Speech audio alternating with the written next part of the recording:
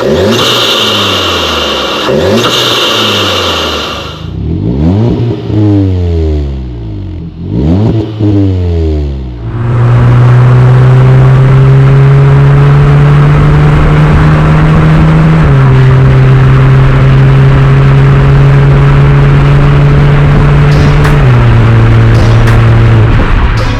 evening everybody, welcome back to the channel, or welcome to the channel if this is your first, and welcome to 3 years with my Golf R.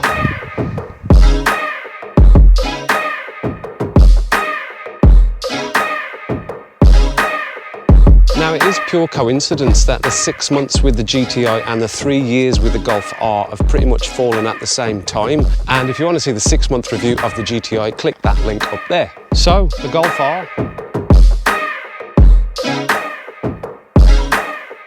So this is my second Golf R. The first was a MK7.5 in red, and that was the manual. Had that for 2 years before changing to the DSG version in August 2019, and this is the beast. So overall my ownership of GTIs has actually been longer than ownership of Rs, with the GTIs totaling around 7.5 years, and with the R it's been 5 years. The verdict on which I prefer, I think I will bank for another video, because that's definitely not an easy choice and will take some amount of pondering. Over the 3 years I've been through a lot personally, which I will absolutely not bore you with, but this R has remained the consistent part of me throughout all of that. Without beating around the bush, in terms of a review, I've really struggled to decide what to say about this car. I just love it.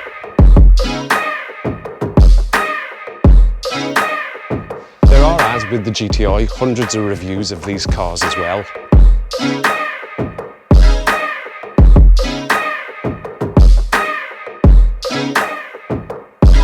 So this video definitely won't be long. So let's just jump in and drive it away.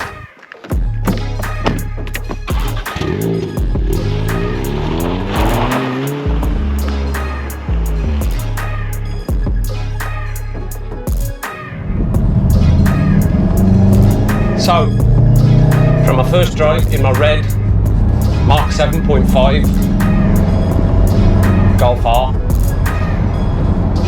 I was worrying about whether I'd made the right choice, not going for my normal GTI.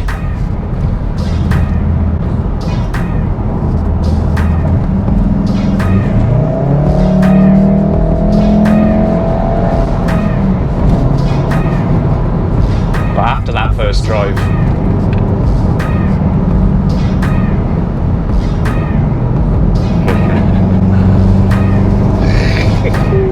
that faded away fast.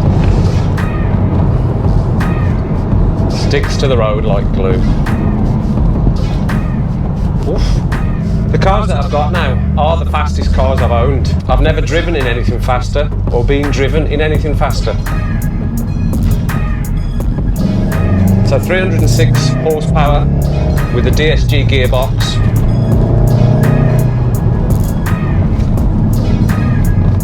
That I've come to love the more I've used. Don't use it that often.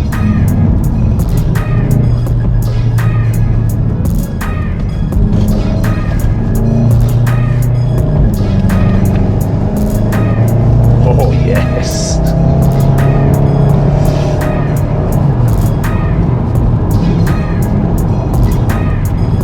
Other than the racing line turbo elbow and Cup Edition air intake, the car is completely standard. Tricky corner.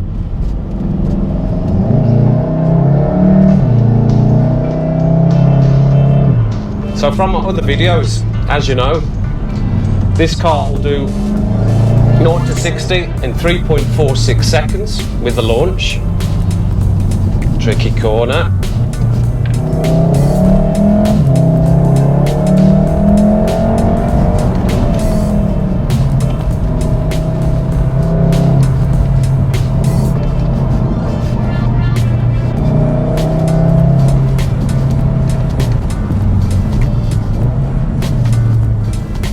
And it will do a very consistent 11.95 second quarter mile drag, as you'll have seen across 2 videos that I've done for the channel.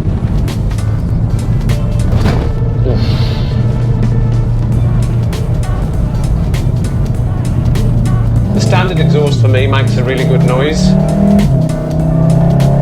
even inside the car.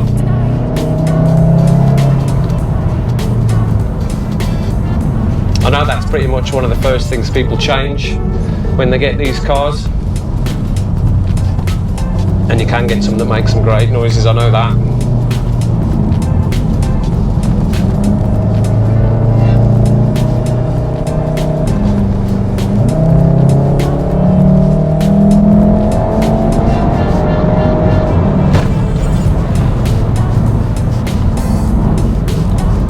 I don't like that wheel hitting so hard. It definitely gets louder with miles on the clock anyway.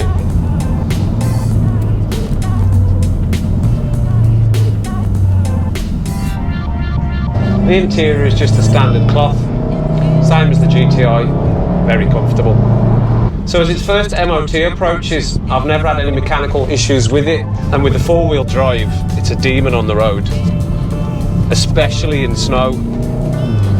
It has been tested thoroughly when I lived in Glasgow, through the very deepest of snow. As I trawled past abandoned BMW after abandoned BMW.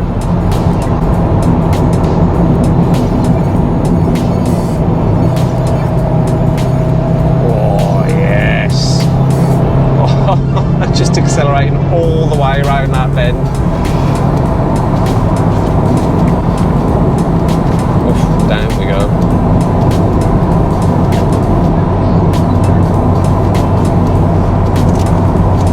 You do have to be quite inexperienced or just a really bad driver to put this car wrong.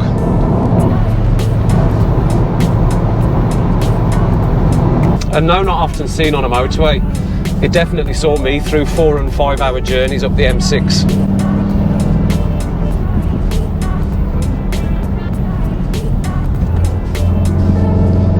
As long as you're easy on the accelerator, it will give you good miles per gallon.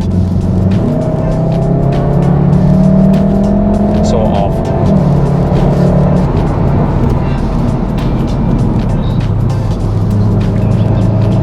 But always remember, if you're going out for a drive, take some cash or cards with you.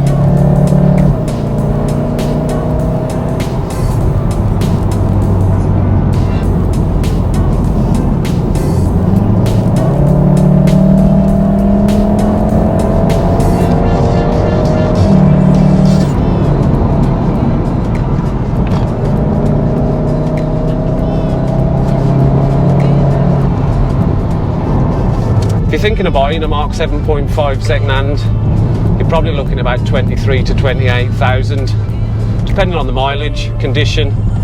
I think probably colour too.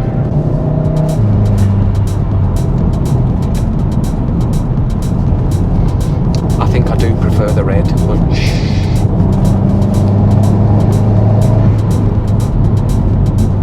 I do like the Mark 8.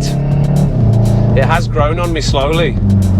But I think this version of the Golf, the Mark 7.5, will in time be remembered well, like the Mark 5.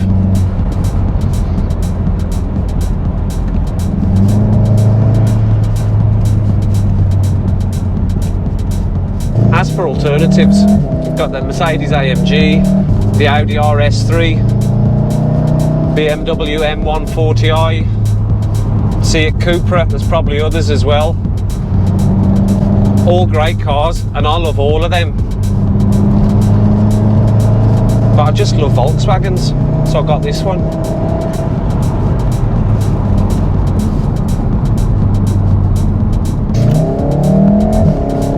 I'd like to think the decision about which one to get would just come down to which badge you like best. Obviously a lot of them are from the same group.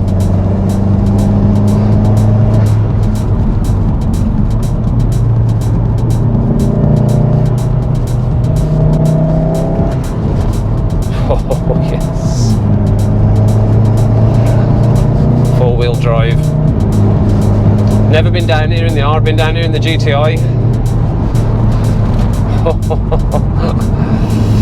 I am a little concerned about the tyre after I smashed it in one of the other POV videos. Hopefully it will hold out.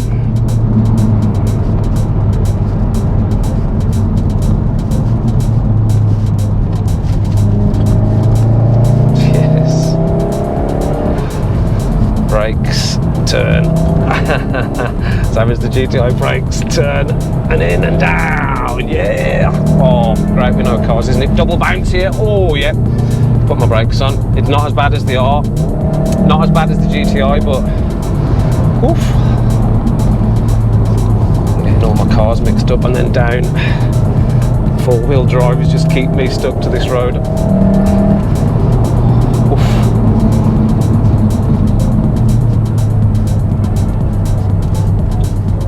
I think if you love cars, it shouldn't really matter which one you go for.